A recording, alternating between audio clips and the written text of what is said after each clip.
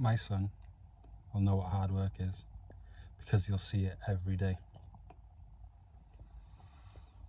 That's a quote from a UFC fighter called Cub Swanson.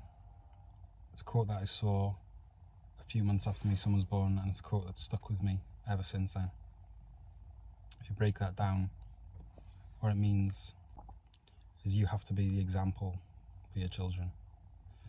And that quote is what I tell myself every time I can't be asked to go to the gym, every time I can't be asked to do something. Because with my son, I have to give him the tools to live a happy, successful life. And I can't give him the advice that he needs if he looks at me and sees a fat slob that's never achieved anything, never fulfilled any of his goals. Being a dad is the single most important thing in my life, and it's probably the single most important thing in every parent's lives. It literally changes the person you are, it changes your view on the world, and it changes what's important to you. Right now, hand on heart, I can tell myself that I'm a good dad. I haven't always been a good dad. It took me time to adjust to life as a dad. Right now, I think I'm a good dad. I've learned a lot in the 3 years. So about 3.5 years ago, my partner at the time gave birth to a beautiful little boy called James. We made a lot of mistakes as parents early on, and looking back, I think I've got experience in a bit of knowledge of things that I do differently next time. And next time's quite soon because I'm with a new partner now and she's expecting a child. My partner now has also got a 5-year-old little girl, absolute superstar, lovely girl. She kind of sees me as a stepdad, so I've got experience in being a stepdad and a full biological dad as well. So what to expect? The first year is the hardest year. It'll be the hardest year of your life, barring like bereavements in families. Childbirth is a horrendous experience. It's not fun at all for you, especially not for your partner. It's a lot worse for her, obviously. You go in nervous, just hoping everything's going to go right. It's not nice seeing someone that you care about in serious pain for a long time, a few hours usually, and you can't really do much about it. You just got to stay calm, give encouragement, and hope for the best. You know, the doctors are good. The doctors are usually good. And when that traumatic experience is over, you're handed a newborn, you take it home, you're given no training, and that's your life now. That's the thing you have to do, and you have to look after a human being, a small human being. And the first year of that child's life is tough. It is an absolute slog. You're going to be tired, you're going to be angry, you're going to be overwhelmed by the whole situation, and it's going to put pressure on your relationship. You're going to come home hating each other, you're going to argue. It puts a lot of pressure on your relationship, so much so in my case that we ended up splitting up. You know, you fight because you're tired, and you fight because your life's completely changed. All the things you used to enjoy doing, going out on nights out, having some free time with your mates, is pretty much gone for the first year of that child's life. That baby is totally reliant on you, so your life revolves around the baby. My brother's going through that now. He's got a little girl, probably about 6-7 months old now, and we haven't seen him. He hasn't been out with us, but at the same time, I know he wouldn't change that for the world. Obviously, you try to do your best, but at times it feels like you're not doing enough, or maybe you're not that good at this. But it takes time to adjust. It takes time to learn. And when this next son or daughter is born in about 6-7 months' time, I'm gonna try and be a lot more understanding, a lot more patient, because as hard as it is for you as a dad, I think it's harder for the girls as well, because their body's completely changed. You know, you read about pregnancy and what it does to a woman's body, but when you've actually seen it in person, it's crazy how much their body changes, how much they go through, how much stress they're under. And I actually at one point liked going to work because it was a bit of respite away from looking after a child. It was easier to go to work than it was to stay at home and look after this newborn baby, and the girls don't get that. And you have to make sacrifices. at the age of 25, I was still very much a party boy. I loved going out, loved going clubbing, loved getting with my mates, getting pissed. I hated the idea of missing out on parties, on nights out, because that's where I was in my element. You know, my Saturdays routine was football, play football, go to the pub, get pissed, go on a night out, and I tried to hold on to that lifestyle for as long as I could, and that was a bit of a mistake for me, I think. Eventually you learn that that's not really the best way of going about things. I still play football when I can, but I've cut down dramatically on the nights out now, and it's actually completely worth it. It is, because you can't describe, as cliche as this sounds, you can't describe what it's like to be a dad to someone who has never had children before.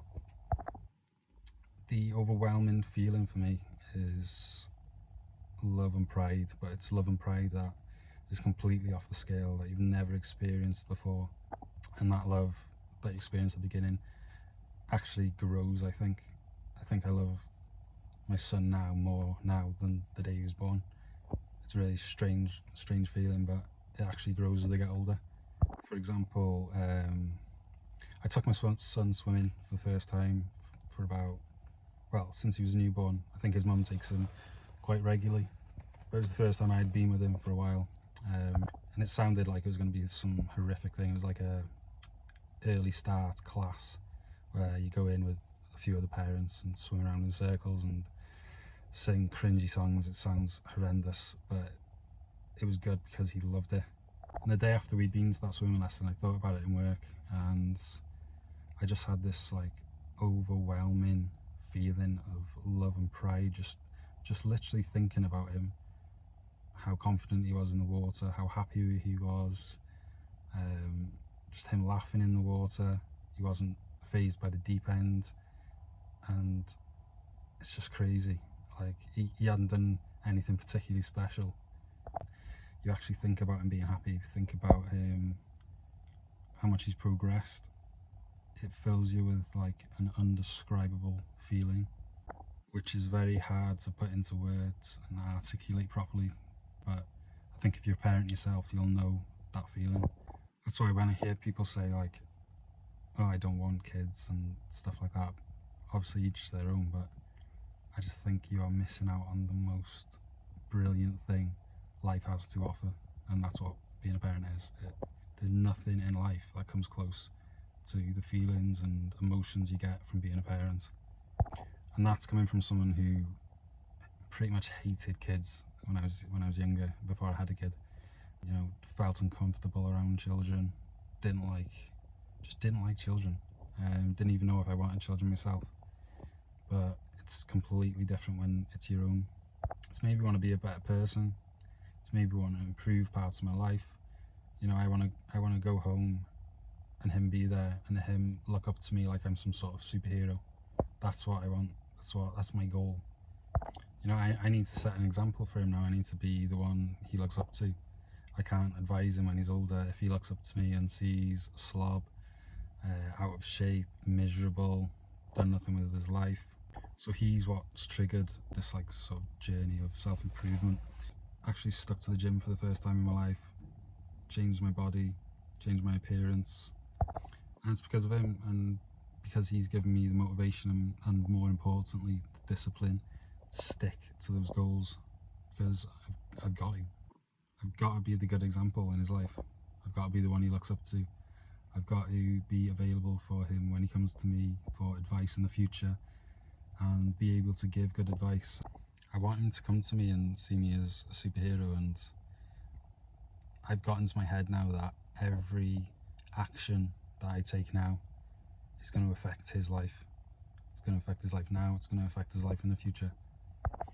One thing you'll notice when you have a child, everything is now related to him or her. Everything's now measured against your child. And what I mean by that is, when I think about success, when I think about happiness, it is all now related to this little boy and, you know, my stepdaughter and the baby on the way. An example I can give of that is, so My happiness used to be winning a game of football, having a good night out with my mates. Now happiness to me is seeing my kids laugh, seeing my kids happy, seeing them learn something new, seeing them grow. And before I became a father, I used to wake up every single morning and a voice would pop into my head and tell me that you're not shit, you're pathetic, you're not good enough. And that voice is now gone, and I believe that is because of the journey I've been on mentally. Because since I became a father, I've been trying my best to improve every day, do things I don't want to really do, but I know it's going to pay off in the long run. And that's been triggered by just being a dad and having some responsibility for the first time in my life. Expect it to be tough, but you also have to enjoy it while you can, especially between the ages of 3 to 5. I think that's really special, magical. There's something special about kids at that age, especially when they're your own. That's just, if you miss that, you'll never get it back. It happens once and it brings you a lot of joy, just seeing them growing up, seeing them learning, seeing them happy, and in return you'll get happiness from that, from seeing that. That's truly the best thing that your life will ever offer you, is being a parent. And if you've got any questions, I'll try and respond to as many as I can in the comment section. Like and subscribe. I'll see you soon.